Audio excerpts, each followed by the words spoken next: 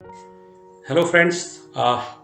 मैं आपके सामने आज एक ऐसी स्टोरी लेकर के आया हूँ जिसने मुझे तो अंदर तक झकझोरा ही है और बड़ा कुछ सोचने पर मजबूर कर दिया। हो सकता है कि इस स्टोरी को सुनने के बाद आप भी सोचें कि हमने अपने जीवन में कहाँ पर कुछ चीज़ों को मिस किया है।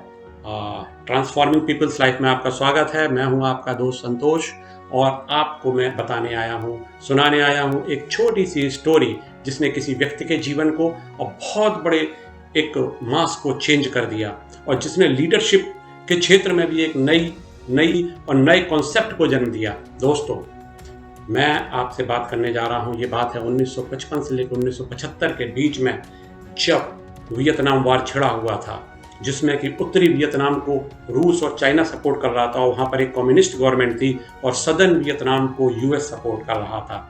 ये कहानी है ऐसे एक US navy seal fighter pilot की जो कि हमें हमेशा प्रेरित करती रहेगी। इनका नाम था Charles plum.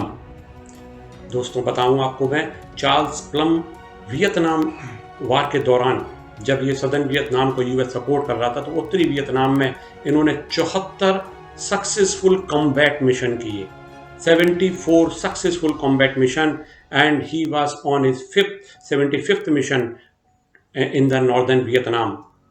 But what happened with him that has changed his entire life.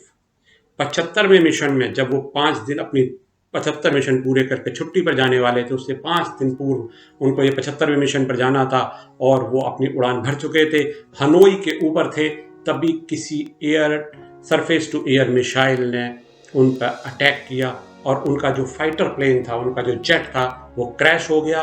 Any how he ejected from his plane and just he landed safely into the enemy's territory. But what happened? He was captured by the enemy of the communist government. उन enemy army ने उनको capture कर लिया and he was imprisoned in the enemy's territory for 2103 days, somewhere around 6 years. He spent his entire 6 years in a 8 by 8 feet cell. But कैसे भी उन्होंने अपने आप को सरवाइव किया और अपने आप को संभाला और उसके बाद 6 साल की जो इम्प्रिजनमेंट है, उसके बाद जब कुछ समझौते हुए और उनको वापस छोड़ा गया, वो वापस यूएस आर्मी आए, यूएस लौट करके आए और फिर से उन्होंने कुछ दिन काम करने के बाद यूएस आर्मी में उन्होंने रिटायरमेंट ले लिया। बट स्टोरी यहीं ख़त्म नहीं होती है, इसका एक और पहलू भी है। दोस्तों, एक दिन वो अपनी वाइफ के साथ जब एक किसी रेस्टोरेंट में जा करके कॉफ़ी पी रहे थे, एक आदमी उनको बड़ा गौर से देख रहा था। उन्होंने नोटिस किया, why he is watching me so seriously and consistently. थोड़ी देर बाद वो व्यक्ति चार्ल्स प्लम के पास आया और बोला, आर यू चार्ल्स प्लम? उन्होंने कहा, yes I am Charles plum. आप वही हैं जो जेट फाइटर प्लेन उड़ाते हैं? बोले, यस। आप क्या वही हैं जिन्होंने वियतनाम वॉर के दौरान किटी हॉक जो एयरक्राफ्ट कैरियर है वहां से उड़ान भरी थी और आप अपने 75वें मिशन पर थे? बोले, यस। आपका प्लेन क्रैश हो गया था, किसी सरफेस टू एयर मिसाइल ने आपके प्लेन को क्रैश कर दिया था? बोले, yes. But how do you know about all and you, उसने बताया कि how you ejected from the plane, your jet fighter plane, and you landed safely into the enemy's territory and just you spend 6 years over there. Charles Plum was surprised, तुम ये सारे के सारे facts छोटे छोटे कैसे जानते हो? उसने कहा, sir, I was the person on that day who packed your parachute. मैं वो इंसान हूं जो जब आप 75वें कॉम्बैट मिशन पर जा रहे थे तो मैंने आपका पैराशूट पैक किया था। Charles Plumb was surprised, he was gasped. उनके समझ में नहीं आया मैं क्या बोलूं। तो वो आदमी बोला, मुझे लगता है पैराशूट ने सही काम किया। Charles said, definitely it worked very well. Had it not worked, I would not have been here meeting you and talking to you. Charles plum बताते हैं, अपने नरेशन में बताते हैं, अपनी स्टोरी में लिखते हैं कि उस रात मैं घर आ गया और मैं रात भर सो नहीं पाया। मैं सोचता रहा कि जिस एयरक्राफ्ट कैरियर पे मैं रहता था, मेरी ड्यूटी थी, वहाँ पर ये भी एक व्यक्ति होगा और मेरे सामने से कितनी बार ये गुजरा होगा, पर मैंने कभी इसे हेलो भी नहीं बोला, कभी इसे गुड मॉर्निंग भी नहीं बोला होगा। ये वही सेलर होगा, ये वही नीचे का व्यक्ति होगा, हमसे कई हिरार्की में नीचे, जो किसी वुडन टेबल पर 8 घंटे बैठा रहता होगा और सारे के सारे पैराशूट्स पैक करता होगा। ये वही व्यक्ति होगा जो कि अपने पैराशूट्स को, अपने काम को बड़े अच्छे से करता होगा और उसी पैराशूट की वजह से आज मेरी जान बची है। मेरे दिमाग में सिर्फ एक ही बात आती थी, I was A fighter pilot and he was simply A seller. दोस्तों, हमारे जीवन में भी बहुत सारे पैराशूट पैकर्स हैं, पर हम उनकी सर्विसेज को, उनके कंट्रीब्यूशन को कभी एक्नॉलेज नहीं कर पाते हैं। हमारा स्पिरिचुअल पैराशूटर, हमारा हेल्थ पैराशूटर, पैराशूट पैकर, हमारे मेंटल पैराशूट पैकर्स, हमारे फाइनेंशियल पैराशूट पैकर्स हमारे इर्द गिर्द हैं। हमारी पत्नी हमारे लिए, वाइफ हमारे लिए खाना बनाती है, पूरे दिन हमारी देख रेख करती है ताकि हम काम पर जा सकें। They are our packers, parachute packers.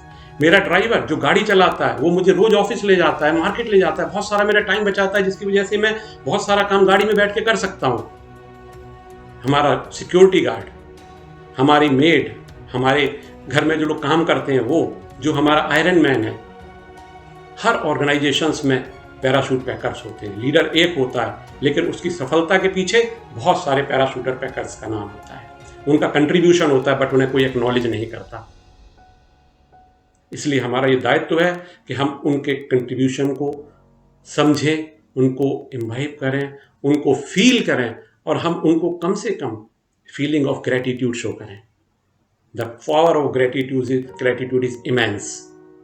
दोस्तों, हमारे चारों तरफ हमारे पैराशूट पैकर्स हैं जो हमारी लाइफ को, अगर आज हम कहीं किसी मुकाम पर पहुंचते हैं या हम किसी भी तरीके के बड़े पद पर पहुंचते हैं या किसी लेवल पर पहुंचते हैं, तो उसमें बहुत सारे हमारे पैराशूट पैकर्स का कंट्रीब्यूशन है।